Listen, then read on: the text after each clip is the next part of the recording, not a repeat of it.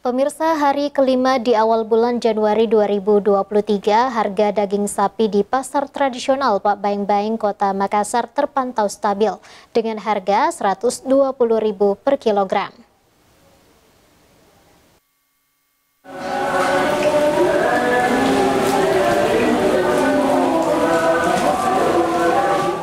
Memasuki awal bulan di tahun 2023, harga daging sapi di pasar Pak Baeng-Baeng, Kota Makassar masih terpantau stabil. Harga jual dipatok Rp120.000 per kilo.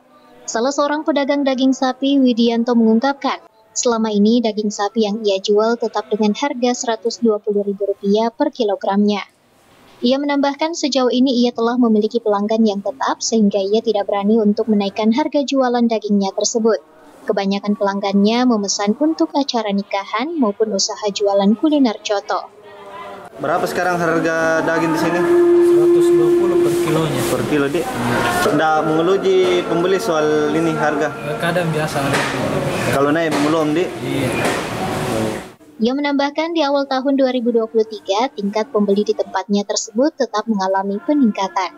Ardi Jaho, Slebes TV. Tapi ini